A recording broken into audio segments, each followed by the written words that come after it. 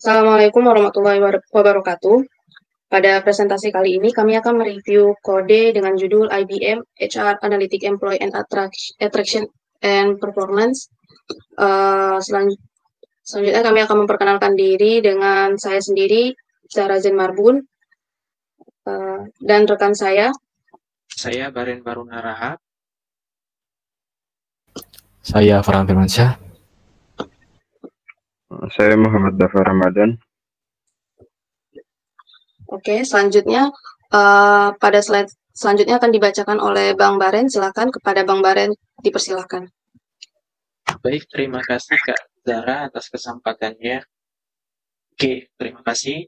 Jadi pada kesempatan kali ini kami ingin mereview dari sebuah project Kaggle, yaitu yang sudah dijelaskan tadi mengenai dari HR Analytics ya. Jadi human resource ini merupakan sebuah sumber daya manusia yang sangat penting dalam sebuah perusahaan untuk merekrut sebuah calon dari kandidat untuk dinyatakan layak atau tidak layak atau bisa terus menjadi bekerja sama dengan perusahaan.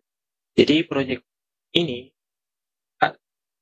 bertujuan untuk mengetahui ini pasti apakah karyawan tersebut akan tetap melanjutkan pekerjaannya berdasarkan data-data atau atribut-atribut yang telah ditentukan, yang telah dianalisis oleh HR ini sendiri. Nah, jadi proyek ini kita akan membangun sebuah model prediksi yang mana model tersebut akan berkontribusi kepada perusahaan untuk menambah atau membantu sebuah perusahaan untuk sebuah perusahaan tersebut agar lebih mengetahui bagaimana sih keadaan dari karyawan tersebut, dan juga kita mengetahui pola-polanya dari kandidat tersebut. Baik, selanjutnya saya berikan kepada Bang Farhan. Baik, selanjutnya di sini mengenai datasetnya. Datasetnya di sini terdiri 1470 data atau baris dengan 35 atribut yang di dalamnya berisi informasi usia, gender, edukasi level, gaji, job satisfaction, dan sebagainya. Baik, selanjutnya. Nah, di sini merupakan dataset dari IBM HR tadi, yang di sini terdapat beberapa atributnya dan datanya juga. Selanjutnya. Gambar sini terdapat 35 atribut, di mana 34 fitur, dan terakhir yang atribut yang ke-35 ini merupakan kelas. Baik, selanjutnya dapat dilanjutkan oleh rekan saya. Di sini kita akan mereview kode dengan judul IBM HR Analytics Employee Attrition and Performance yang disusun oleh atau dikarang oleh Miss Mariam Norozi dengan akurasi model tingkat ketepatan 98%. Mungkin langsung saja ke Google Colab-nya dengan kode yang dikarang dibikin oleh beliau. Selanjutnya akan dibawakan review kode dengan teman saya. Baik, terima kasih Bang Dava atas kesempatannya. Oke, jadi proyek kali ini kami melakukan running time-nya di Google Colab ya. Jadi sebelumnya kami sudah mengimport datasetnya, kemudian mengimport sebuah code-nya ke dalam Google Colab. Nah, di sini terlihat penulis membuat deskripsi dari proyek tersebut dengan tujuan ya tadi kita discover the factors, bahwasanya mengetahui sih apa saja di faktor yang mau mempengaruhi atau mengukur untuk mengurangi sebuah karyawan tersebut nantinya akan tetap berlanjut dalam perusahaan tersebut atau enggak. Kemudian kita akan melihat di sini akan membangun sebuah model machine learning yang mana itu akan mengklasifikasikan apakah karyawan tersebut akan tetap berlanjut kepada perusahaannya atau enggak. Nah, di sini terlihat di sini ada library yang diimport yang perlu dibutuhkan dalam project ini, yaitu ada Pandas, ada library NumPy, juga ada Matplotlib. Ya, Matplotlib ini adalah visualisasi data, sama juga dengan Seaborn. Kemudian di sini kita lihat ada train test split, yaitu membagi data latih dan data uji. Ada juga mengimport dari classification, import klasifikasinya. Ada matrix yang juga diimport, dan juga beberapa visualisasi dari plot paragraf. Nah, di sini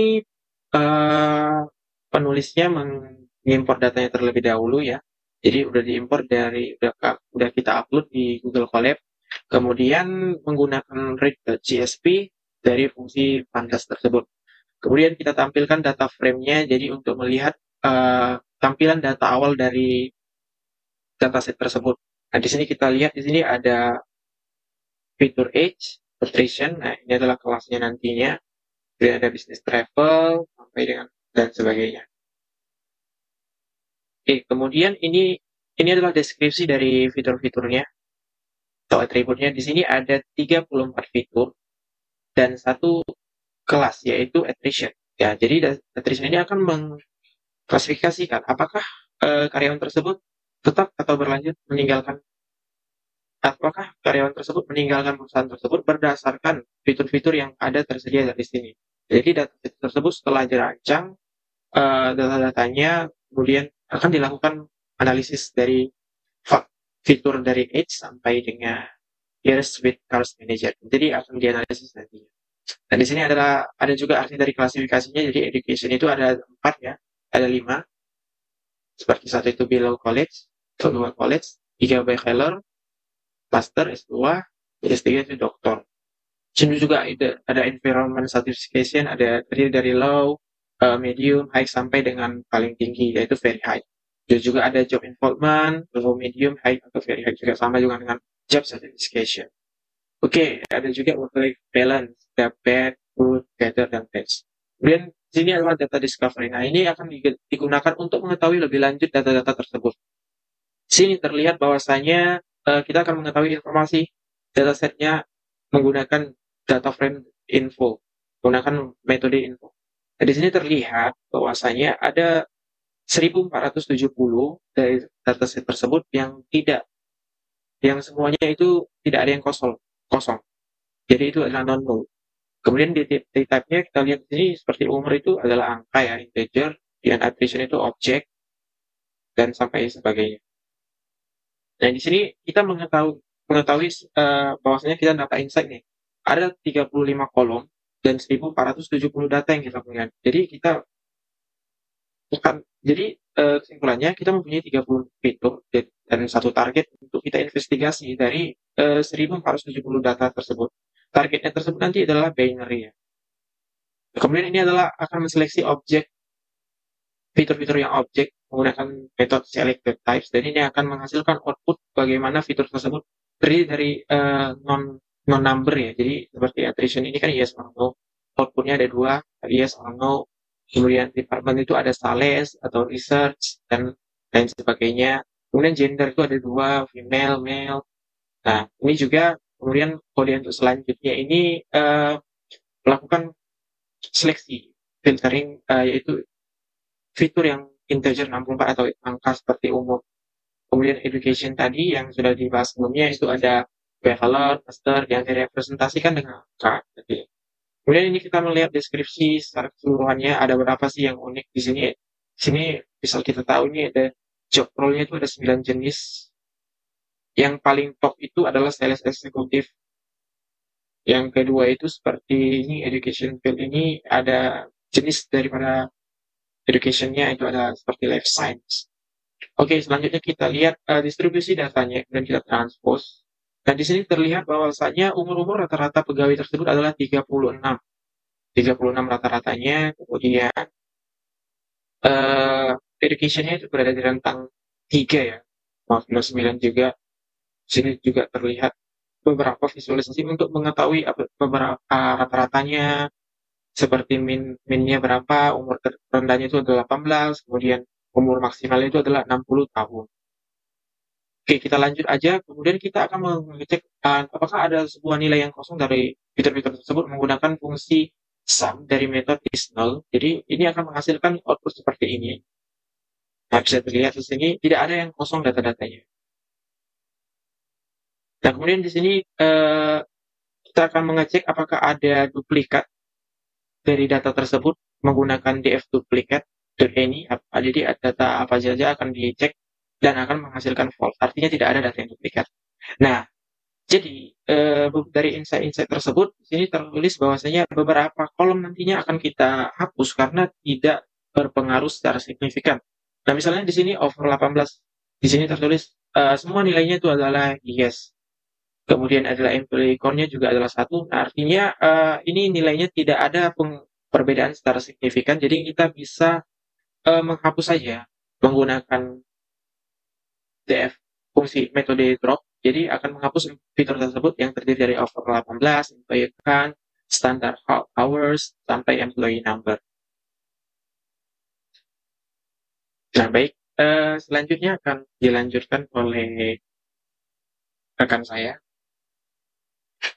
Baik, terima kasih. Selanjutnya di sini dilakukan untuk menemukan relasi antar datanya. Di sini pertama yaitu membuat variabel dengan nama cat dengan lakukan kategori berdasarkan objek. Yang kedua variabel kedua itu berdasarkan number. Nah, di sini akan dihasilkan untuk hasilnya yaitu berdasarkan variabel yang dibuat tadi. Di sini berdasarkan objeknya akan ditampilkan dan selanjutnya berdasarkan number. Baik, untuk line selanjutnya di sini dilakukan pengulangan terhadap variabel cat di mana menambahkan string di awal dengan nama unique value untuk pengelompokan terhadap setiap setnya tersebut. Nah, di sini dapat ditampilkan di depan pertama itu ditambahkan string unique value untuk keterangan dari setiap setnya tersebut. Selanjutnya dilanjutkan dengan unvariety analysis dari kategori data. Nah, di sini pertama dilakukan styling terhadap plotnya tersebut dan dilanjutkan dengan melakukan perulangan untuk melakukan kategori yang terdapat dalam cat di sini. Di sini dilakukan pembuatan pertama yaitu pembuatan conplot yang dilanjutkan dengan pie chart dan inner cycle. Nah, di sini di setiap dari plotnya tersebut dilakukan pengaturan terhadap size dan exposure-nya sendiri dari itu sendiri. Baik, mungkin ke hasilnya. Nah, di sini merupakan hasil dari pie chart dan inner cycle-nya yang telah di run tadi. Nah, di sini dapat dihasilkan untuk pie chart-nya dengan jumlah yang ada pada variabel yang dipanggil tersebut. Nah, kemudian di sini melakukan pengulangan terhadap variabel chart di mana melakukan pembuatan terhadap pie chart atraksi menggunakan ke bagian mungkin agak bawahan ya untuk hasilnya marital status dan untuk job role lainnya begitu ya. Nah, di sini salah satunya untuk hasilnya di sini bisa berdasarkan single merit diversity. Nah, di situ ditampilkan untuk mungkin lebih atas. Nah, di sini ditampilkan untuk hasil dari count antara yes or no dari single dan juga merit dan diversity itu sendiri. Baik, selanjutnya. Baik, untuk yang ini bagian ini dilakukan pembuatan gambar dengan penyetingan stylenya dulu, di mana melakukan gambar terhadap ukuran 15x12 dengan perulangan di mana melakukan berdasarkan variabel 6 yang merupakan kolom numerik tersebut. Nah, dilanjutkan dengan pembuatan subplotnya dengan diatur dan menggunakan box plot untuk hasil dari outputnya sendiri di sini dengan data dari yang ada pada 6 sendiri. Nah, di sini dapat ditampilkan untuk plot show-nya. Di sini akan menampilkan dari nilai minimum dan maksimum dan juga dari Q1 dan Q2 dan Q3. Di sini sebagai contoh di edukasi di sini untuk Q1-nya berada di 2, untuk Q2-nya berada di 3 dan Q3 berada di 4. Baik, mungkin selanjutnya. Selanjutnya di sini untuk sama seperti sebelumnya itu berdasarkan job level dengan di styling terlebih dahulu dengan ukuran 10x5, kemudian melakukan perulangan terhadap kontainernya dengan lebar kontainer dengan pemberian title job level dengan warna black dan dilakukan size. Nah, di sini akan dihasilkan sama seperti sebelumnya itu hasil dari count dan job levelnya dari tingkatan 1 sampai 5 dan count dari 0 sampai 500. Nah, di sini dapat dilihat bahwa untuk job level untuk yang 0 itu lebih tinggi di angka 482 pada level 2. Baik, selanjutnya. Di selanjutnya ini dilakukan pembuatan plot menggunakan scatter plot, di mana kita dilakukan pembuatan styling terlebih dahulu dengan melakukan pembuatan 5 dengan ukuran 5x10, di mana dengan garis Y-nya yaitu monthly income-nya dan untuk garis X-nya yaitu X atau umurnya, dengan hue-nya itu attrition. di setiap kolom itu dibedakan antara female dan male. Nah, dapat dilihat di sini untuk dari gender female ini dapat dilihat untuk yang dominan tuh lebih di umur 40 untuk monthly income-nya, sedangkan yang di male ini di angka 40 juga, dengan yang untuk monthly income di under 40 untuk usia female dan male-nya juga. Mungkin selanjutnya.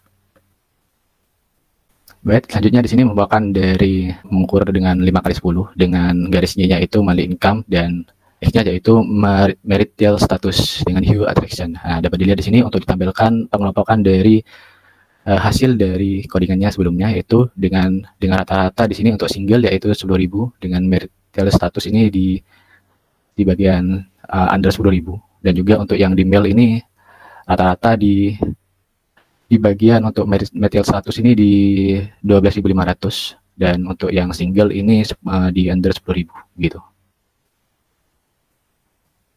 Nah, ini selanjutnya dilakukan pembuatan sama seperti sebelumnya plotnya, itu tapi untuk garisnya itu berdasarkan monthly income dan departemen. Nah, di sini untuk hasilnya di sini dapat ditampilkan untuk plotnya dengan ukuran 500 kali 1000 pixel itu, dengan di sini untuk yang ditampilkan yaitu berdasarkan sales, research department, dan human resource berdasarkan gendernya. Nah, di sini untuk keterangan biru itu sebagai yes dan untuk keterangan orange itu sebagai no, dengan dimana untuk sales ini untuk no itu tertinggi di 20.000 dan untuk yes-nya itu di tertinggi 20.000, dan untuk yang di human resource ini, yang di female ini untuk no itu di 20.000, dan untuk male ini sendiri yang terendah itu ada di bawah 2.500, dan untuk yang human resource ini yang tertinggi ini ada di 20.000. Baik, mungkin selanjutnya.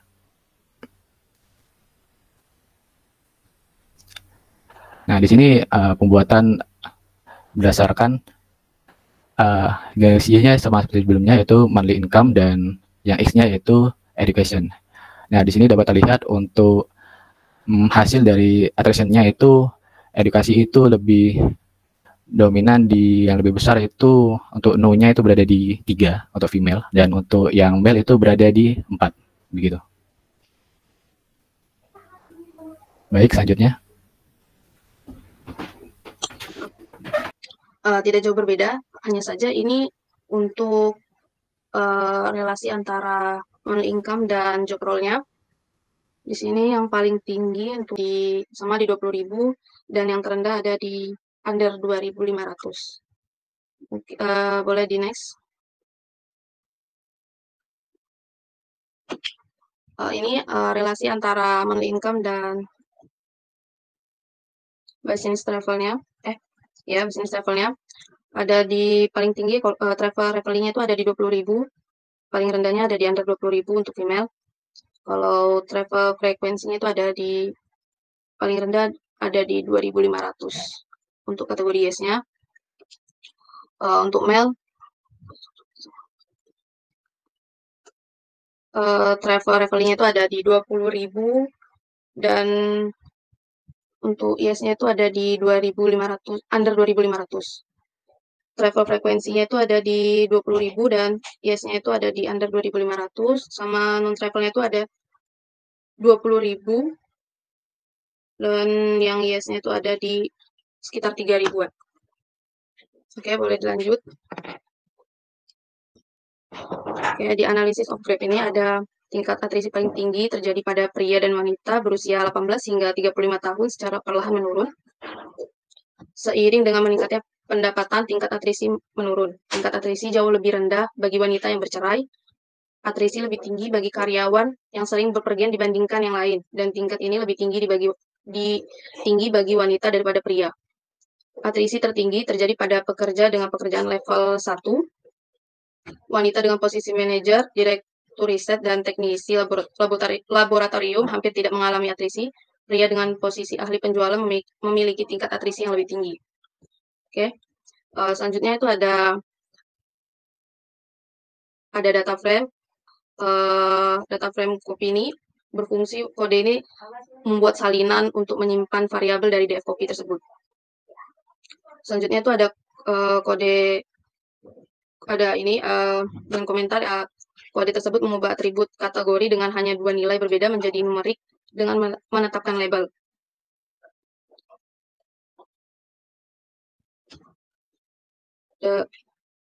Di sini ada from Second, pre-processing import label encoder untuk mengimpor modul label encoder dari sekalian pre-processing. Dan ada juga yang data frame copy, attrition, overtime, dan gender. Selanjutnya ada di kode df copy, itu untuk kode tersebut mengubah atribut kategori dengan lebih dari 2 nilai berbeda menjadi numerik menggunakan one hot vector, menggunakan fungsi predicate untuk membuat referensi one hot vector dari kolom-kolom kategori tertentu dalam data frame df copy. Dalam kolom yang dipilih untuk ubah menjadi one hot vector adalah business travel, department, education, dan job role, dan marital status. Oke, selanjutnya kode ini untuk buat plot menampilkan korelasi antara atribut attrition dengan atribut-atribut lainnya dalam data frame. Jadi di sini dalam gambar ini, dalam visualisasinya, semakin tinggi jam lembur, semakin tinggi kemungkinan untuk attrition-nya. Di samping itu, ada beberapa faktor lainnya yang menyebabkan attrition itu. Oke, selanjutnya ada kode untuk menghasilkan heat map menampilkan korelasi atribut dalam data frame. Di sini ada df. Ini dilanjut aja. Ini di skip aja. Lanjut ke machine learning modelnya. Machine learning modelnya ada buat salinan lagi untuk data frame-nya. Baru di kode selanjutnya ada kode tersebut untuk mengganti nilai-nilai kategorikal dalam beberapa kolom dengan nilai-nilai numerik. Nah, untuk kolom pertama ada yang di awal ini ada kolom business travel diubah nilainya. Travel hourly menjadi 2, travel frekuensi menjadi 3, non-travel menjadi 4. Kolom attrition-nya diubah nilai-nilainya menjadi yes menjadi 2, dan no menjadi 3. Kolom overtime-nya diubah nilainya yes menjadi 2, no menjadi 3. Kolom gender diubah nilainya male menjadi 2, female menjadi 3. Kolom marital status diubah nilainya dari single menjadi 2, married menjadi 3, divorce menjadi 4. Kolom departemen diubah nilai sales menjadi 2, human resource menjadi 3, research and development menjadi 4. Kolom education fit diubah menjadi nilai life science-nya menjadi 2, medical menjadi 3, marketing menjadi 4, technical degree menjadi 2, human research menjadi 3, order menjadi 4. Itu ada order menjadi 4 ya. Kolom job role diubah nilai-nilainya, sales executive menjadi 2, manufacturing director menjadi 3, healthcare menjadi 4, manager menjadi 2, research director menjadi 3, laboratory menjadi 4, sales menjadi 2, research menjadi 3, human resource menjadi 4. Selanjutnya itu ada kode untuk menghapus kolom monthly income, years in current role, years at company, and years with car manager dari data frame. Baru ada juga selanjutnya itu ada kode untuk normalisasi pada data. Di situ ada yang pertama ada mengimpor modul dari preprocessing dari screen, membuat objek scalar dari kelas min-max scalar dengan rentang fitur 0 dan 0. Membuat salinan data frame df, menghapus kolom attrition, dan menyimpan dalam variabel df1, melakukan normalisasi pada data frame menggunakan fitur scalar fit transform, menyimpan hasil normalisasi dalam data frame baru bernama norm df dengan nama kolom yang sama seperti data frame yang asli. Selanjutnya itu ada kode yang digunakan untuk memisahkan fitur dan target dari data frame yang telah dinormalisasikan. Fitur X berisi semua kolom kecuali kolom attrition, sedangkan target Y hanya berisi kolom attrition. Kemudiannya target Y diubah menjadi array 2 dimensi yang sesuai dengan format yang diperlukan beberapa algoritma machine learning. Oke, untuk selanjutnya dijelaskan oleh teman saya. Baik, Mbak. Di sini ada problem imbalance data distribution atau distribusi data yang tidak seimbang.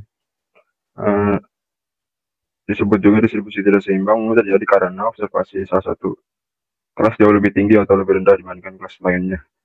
Nah, terus teknik ML sederhana atau decision tree atau logistic regression memiliki bias terhadap kelas mayoritas cenderung mengabaikan kelas minoritas.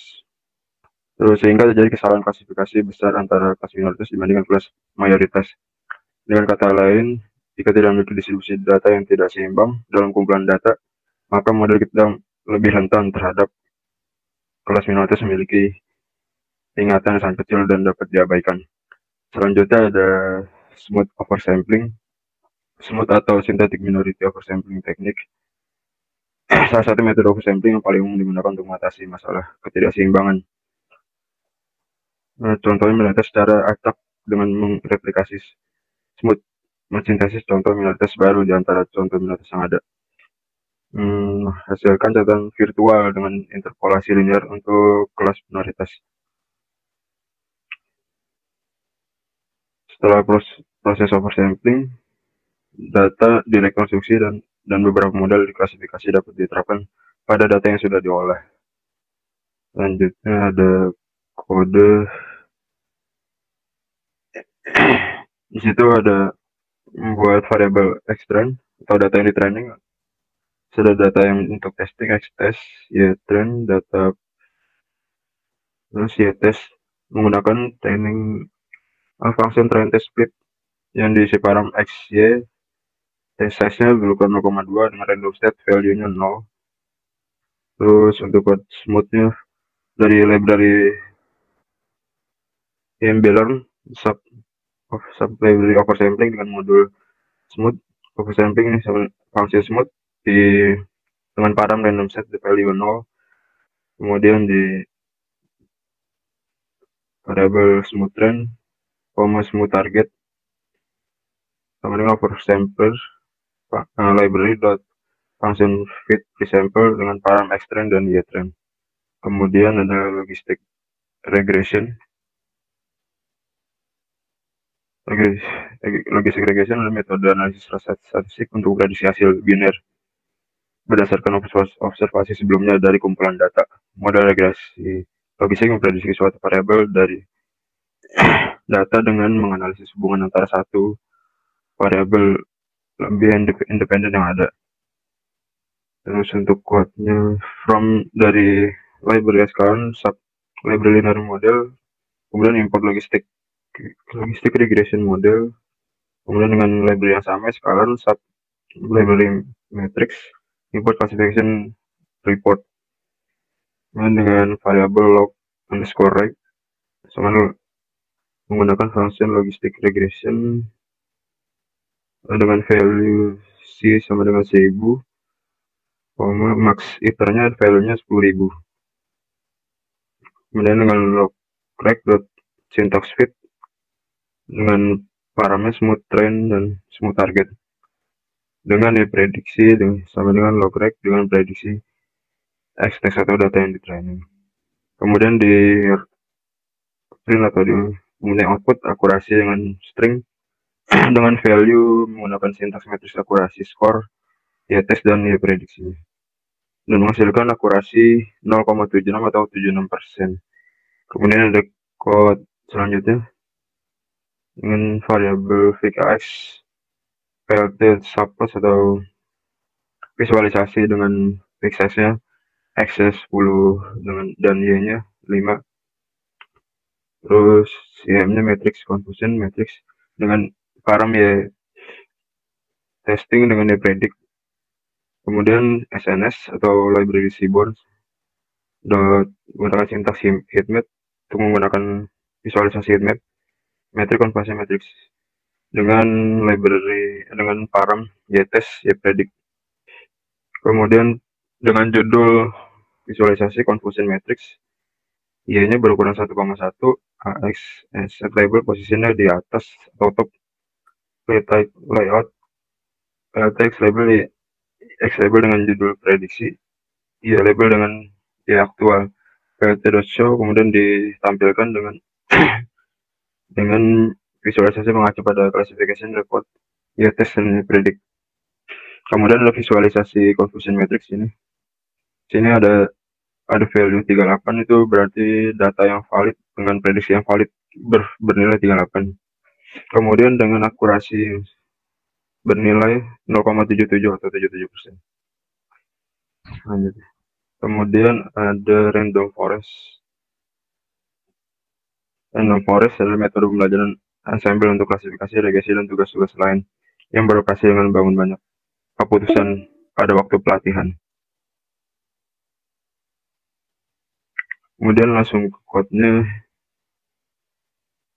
Dari library scraller sub library assemble mengimport modul random forest classifier dengan variabel xtraining, xtest, ytraining, dan ytest atau ypredict.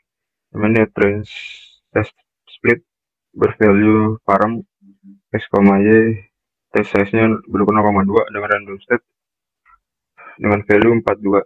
RFC menggunakan sintaks random forest classifier, dan RFC dipanggil kembali RFC dot menggunakan sintaks fit, smooth trend, dan smooth target.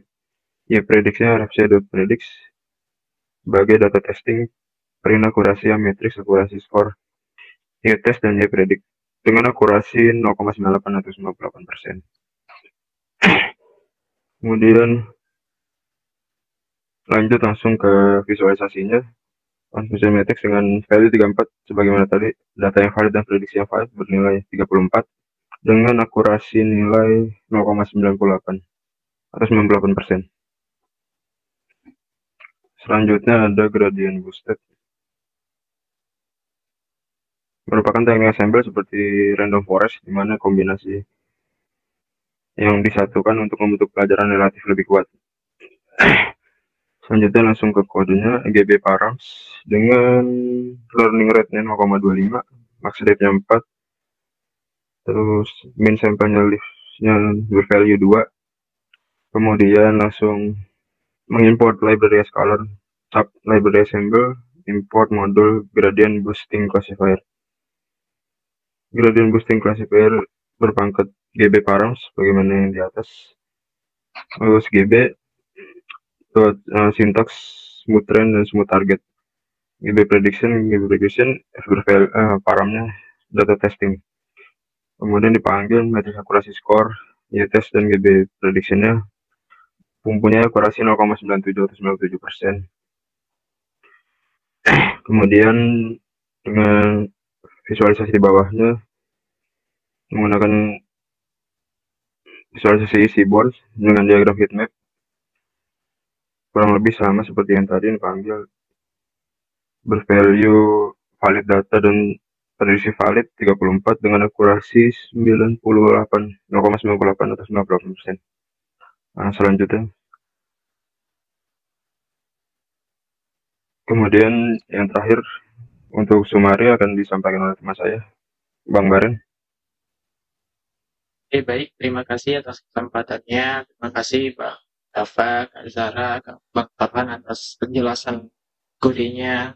Baik, jadi kita masuk kepada kesimpulan. Nah, jadi proyek ini adalah sebuah analisis data yang tadinya adalah tujuannya untuk memahami faktor-faktor yang berkontribusi terhadap tingkat atrisi di karyawan di perusahaan serta daripada kinerja mereka sendiri. Nah, jadi melalui analisis data yang disampaikan oleh Bang Farhan dan Kak Zara tadi, kita dapat menemukan beberapa faktor ya, seperti misalnya usia, tingkat kepuasan kerja, atau gaji bulanan dan lamanya bekerja di sebuah perusahaan tersebut dapat mempengaruhi keputusan karyawan untuk meninggalkan sebuah perusahaan. Nah, kemudian juga kita lihat tadi ada ya hubungan atau pola dalam data tersebut ya. Jadi misalnya ditemukan bahwa tingkat kepuasan kerja itu tingkat kepuasan kerja yang rendah seringkali itu berkorelasi dengan tingkat atrisi yang sangat tinggi. Kemudian tadi kita lihat juga ada pemodelan prediktif ya. Jadi berbagai model machine learning yang telah dijelaskan oleh Bang Dava tadi seperti logistic regression, random forest, dan yang terakhir itu gradient boosting itu digunakan untuk memprediksi tingkat atrisi karyawan tersebut. Nah, jadi juga tadi diperkenalkan seperti teknik SPUT ya. Jadi untuk menangani masalah distribusi data yang tidak seimbang. Nah, ini akan sangat perlu untuk diantisipasi untuk menghindari bias terlalu banyak dalam modeling kita. Nah, jadi dalam kesimpulan tadi yang dijelaskan oleh Bang Dava, kita dapat melihat bahwasannya model dari gradient boosting ini lebih tinggi, akurasinya itu sebanyak 98% dengan Dengan F1 skornya juga tinggi kita lihat ya. Jadi dari segi proyek ini merupakan proyek yang sangat relevan dan baik untuk diterapkan kepada perusahaan-perusahaan saat ini. Nah, jadi langkah-langkah ini jadi kesimpulannya merupakan langkah-langkah konkret dalam mengurangi tingkat atrisi dari karyawan, dalam meningkatkan atau dalam mengurangi tingkat atrisi karyawan tersebut. Jadi itu akan meningkatkan kinerja dari organisasi perusahaan tersebut. Nah, langkah-langkah tersebut tadi dapat dilakukan untuk perbaikan lingkungan kerja dari perusahaan tersebut, seperti ya misalnya peningkatan kebijakan insentif dalam perusahaan tersebut atau mengembangkan sebuah program dalam pengembangan karyawan yang lebih baik lagi. Ya, jadi dengan demikian, jadi proyek ini nggak hanya memberikan wawasan kita untuk memperdalam tentang faktor-faktor yang mempengaruhi atrisi karyawan, tetapi juga memberikan kita kepada rekomendasi yang dapat diterapkan oleh sebuah perusahaan untuk pilihan praktisnya lah, untuk meningkatkan keberhasilan organisasi dalam mempertahankan tenaga kerja dalam sebuah perusahaannya. Demikian, itu saja kesimpulannya. Saya kembalikan kepada Kak Zara. Terima kasih. Oke, terima kasih Bang Baren. Mungkin itu tadi sudah ada kesimpulan yang disampaikan Bang Baren. Sekiranya kurang dan lebih dari kami mohon dimaafkan karena masih banyak yang kurang, terutama di diri saya. Wassalamualaikum warahmatullahi wabarakatuh.